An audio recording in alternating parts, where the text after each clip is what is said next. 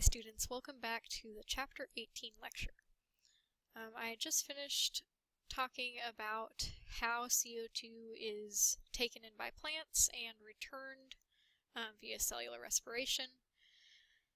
And this slide finishes up with stating that CO2 is being released as fossil fuels are burned for energy. So fossil fuels contain carbon dioxide, and when we burn those fossil fuels for energy, that carbon dioxide is released into the atmosphere. CO2 is also exchanged between the atmosphere and the ocean. Oceans have historically acted as sponges for this gas, soaking up more than they release, but now the excess carbon dioxide has caused the ocean to become more acidic, which has caused profound effects on marine ecosystems. For example, marine animals such as plankton and mollusks are having increasing difficulty building shells or exoskeletons as ocean acidification worsens. The largest increases in temperature due to the increases in greenhouse gas concentrations in the atmosphere are in the northernmost regions of the northern hemisphere and parts of Antarctica. You should be familiar with this if you have done the Chapter 18 homework. If you haven't, this will kind of give you more information about that part of the homework. But this graph just shows, or this chart really, shows differences in average temperatures during 2001 through 2010 in comparison with long-term averages from 1951 to 1981. So this color scale down here shows how average temperatures during the first decade of the 21st century compare with those averages from 51 through 81. If it's white, it means it's 0 or it did not deviate at all from the average. If it's yellow, orange, or red, it was hotter on average than it was in 1951 through 1981. And if it's on these cooler colors, it means that area was actually cooler than it was during 1951 through 1981. As you can see, most parts of the globe are warmer on average than they were during 1951 through 1981. And this is a direct result of human population growth and subsequent exploitation of unsustainable energy sources such as fossil fuels. You might ask, how does climate change affect species distribution? Well, many studies have been done on a variety of species from varying taxa.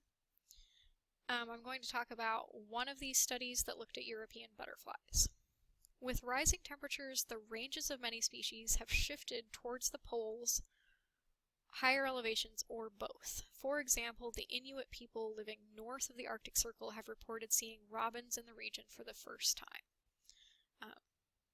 So although this is anecdotal evidence, it's part of a trend of animals basically being able to expand their range because temperatures are rising, and animals that have thermoneutral zones that generally kept them living below certain latitudes have actually expanded their range northward. While the robin's example is sort of an anecdotal evidence, and you can't necessarily say that that's tied to climate change, there have been many scientific studies that have quantified the effects of climate change on different species. So ecologists have studied the effects of climate change on European butterflies. This team of ecologists observed that the average annual temperature in Europe has risen about 1.4 degrees Fahrenheit, and that butterflies are sensitive to temperature change. The researchers asked the question, have the ranges of butterflies changed in response to the temperature changes? Their hypothesis was that butterfly range boundaries are shifting in line with the warming trend, and they predicted that butterfly species will be establishing new populations to the north of their former ranges, and populations at the southernmost extremes of traditional ranges will become extinct. So that is what would be referred to as a local extinction. An extinction doesn't have to mean the whole species is wiped out. It can mean that certain subpopulations are going extinct. The experiment involved analyzing historical data on the ranges of 35 different European butterfly species, and results showed that over 60% of the species have pushed their northern range boundaries poleward over the last century, some by as much as 150 miles. So this is not negligible. When we're talking about butterflies that can't exactly travel huge distances very fast, 150 miles is pretty significant.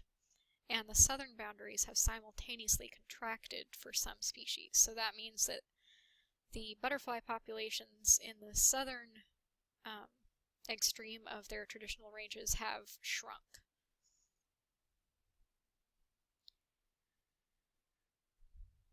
Here we have a map with orange representing the range of a particular species, Argynnis paphia, which is the silver-washed fritillary butterfly. That orange was the range of this butterfly in the year 1970, and the light green represents its range in 1997. So you can see that for this species it has shifted poleward. In addition to individual species effect, there are also wider effects of climate change, so ecosystem-wide effects. Climate change really has the potential to disrupt the intricate links between species. And that's really what the heart of ecological study is all about, is examining those links between species and the abiotic world. Some species use warmer temperatures as cues for springtime behaviors such as mating. Others use day length, which is not affected by climate change. So for example, those winter and summer fur color changes, if climate change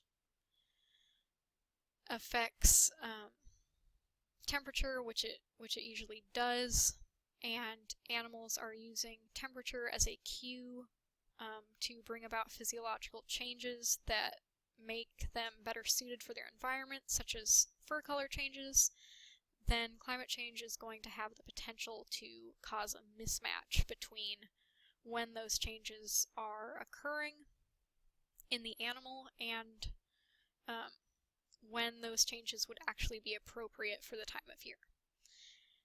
And there's also a mismatch between the blooming of plants and pollinator presence. So for example, if plants are blooming earlier due to higher temperatures caused by global warming, those plants might be in bloom before their insect pollinators have emerged in the spring. There's also the issue of more intense wildfires, particularly in the western United States. Bark beetles are now able to reproduce twice a year due to milder winter temperatures. So many more beetles are able to overwinter, and they're able to reproduce twice because the winters are shorter and less intense. And these bark beetles will cause trees to actually die. So all of these orange-colored fir trees here are dead due to bark beetles, and these dead trees further fuel wildfires, which is also more likely due to more severe droughts caused by climate change. So it's kind of like a snowball effect in this case. Speaking of snowballs, permafrost is melting and shifting terrestrial biomes northward. So when permafrost melts, that's actually releasing more carbon that's stored within that permafrost. And shrubs and conifers are expanding their ranges. So basically we are shifting the range of conifers and shrubs that were previously unable to inhabit these zones due to permafrost being there. Prolonged droughts are extending desert boundaries. Rainforest is predicted to become savanna as the soil dries out, and changing temperature and precipitation patterns affect food production, the availability of fresh water, and even the structural integrity of roads and buildings. So, this information seems incredibly grim. Luckily, there are changes being made in how humans exploit resources and in the types of energy that we are using. Many people look to reduce their own carbon footprint in order to align their level of awareness and knowledge about the world with their personal actions. So the amount of greenhouse gas emitted as the result of the actions of a single individual is considered to be that person's carbon footprint. And an individual can reduce their carbon footprint by reducing their use of electricity, driving less, and reducing their use of materials, reusing, and recycling. So the order in which we do things here is important. We should always attempt to reduce the amount of resources we are using first, reuse what we have already purchased, and recycle anything that has already been reused or cannot be reused anymore. Excuse me. And sustainability is sort of a movement that's in response to our growing knowledge about how humans have negatively impacted the Earth and the biosphere. Sustainability is the goal of developing, managing, and conserving Earth's resources in ways that meet the needs of people today without compromising the ability of future generations to meet their needs. So, sustainability is really great if you can afford to shop locally at community farmers markets, if you can grow your own food or raise your own meat animals, that's great. Reduce your driving, and basically just try to live more simply. So while I acknowledge that all of those efforts are helpful and useful, there's also some challengers to this notion. One of the better articles I've read recently regarding sustainability is found in this Orion magazine, an article by Derek Jensen called Forget Shorter Showers, that really just talks about how humans have taken personal actions like reducing their use of water and electricity as sort of a triumph for the system at large, when in fact it might not be that impactful. It might not be really a political act. And he basically just talks about how people can become complacent with small actions that might not make much of a difference. And he talks about how we can move into a realm of taking greater actions, more system-wide actions in reducing our impact on the Earth.